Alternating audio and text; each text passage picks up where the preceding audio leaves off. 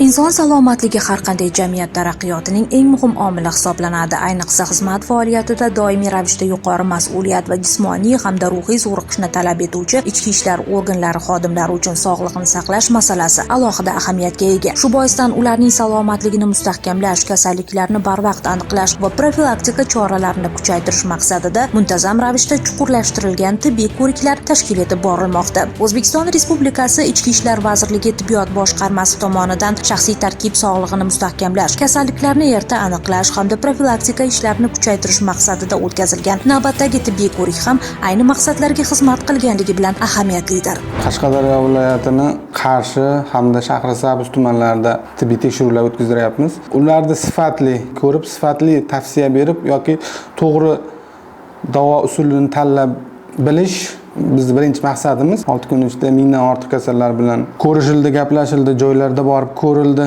Kasalliklar yosharib boryapti. Yoshlarda o'rtasida ham yosh katta insonlarda kuzatiladigan nevrologik kasallar ko'payib bormoqda. Shu narsaga hozir tibbiy ko'rik davomida amin bo'lib boryapmiz. Hammasi kasal emas, profilaktik maslahatga kelganlari bor. Birgalikda mutaxassislar bilan ko'rib borilyapti. Viloyatlardagi nevropatologlar begona emas, hammasi o'zimizning hamkasblarimiz. Ular bilan kerak bo'lsa onlayn tarzda ham biz fikr almashamiz, to'planishib seminarlar o'tkaziladi. Ko'p kasallik belgilari deyarli qolmagan yoki bo'lmasam yaxshi tarafga o'zgarib, bu yilda rahmat aytib ketganlari bo'ldi. Tibbiyot xodimlari qanchalik sizga xizmat ko'rsata olishdi? Mamnunmisiz o'zi? Kamchilik bor edi. Doktor bilan maslahat qildim, hammadan ko'rib chiqdim. Diagnoz qo'yib berishdi. Foydasi bor-da. Viloyat Ichki ishlar boshqarmasi davolash profilaktika muassasalari tibbiyot bo'limi poliklinikasi hamda Shahrisabz tumanlararo ambulatoriyasida tashkil etilgan ko'riklarda viloyat Ichki ishlar boshqarmasining shaxsiy tarkibi xodimlari, qorovul qo'shinlari harbiy xizmatchilari, qo'riqlash xizmati xodimlari, jazoni ijro etish departamenti shaxsiy tarkibi, pensionerlar, ularning oila a'zolari hamda ishchi xizmatchilar ishtirok etishdi. Ayniqsa tizimda uzoq yillar samarali faoliyat yuritgan keksa avlod vakillari, mehnat faxriylarining borligi ularning sog'ligi davlat muhofazasida ekanligidan dalolat beradi.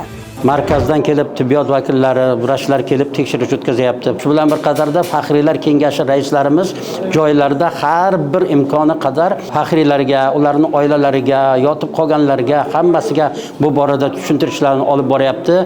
Kelolmay qolgan faxriylarimizni, yotib qolganlarimizni uyma-uy yurib, ularning borib holidan xabar olib, ko'riklardan o'tkazib, imkon qadar nima yana tag'i yordam qilish kerak bo'lsa-da, bugun kelishib oldik. Aytish kerak, mazkur chuqurlashtirilgan tibbiy ko'rik jarayonida respublikadan tashrif buyurgan mutaxassis shifokorlar, terapevt, urolog, endokrinolog, nevrolog, gastroenterolog, travmatolog hamda ultratovush tekshiruvi bo'yicha mutaxassislar tomonidan keng qamrovli diagnostika ishlari olib borildi. Ko'riklar davomida fuqarolarning umumiy sog'lik holati baholanib, yurak-qon tomir, endokrin va ichak a'zolari faoliyati yuzasidan zarur tekshiruvlar o'tkazildi. Aniqlangan holatlar bo'yicha bemorlarga mutaxassislarning tavsiyalari berilib, ayrimlariga qo'shimcha davolanish yoki dispanser nazoratiga olish belgilandi. Bundan tashqari dispanser hisobida turadigan har xil mana yurak kasalliklari, oshqozon, ichak, travmatologiya va boshqa kasalliklar bilan hisobotda turadigan kasallarga maslahat berib, ularga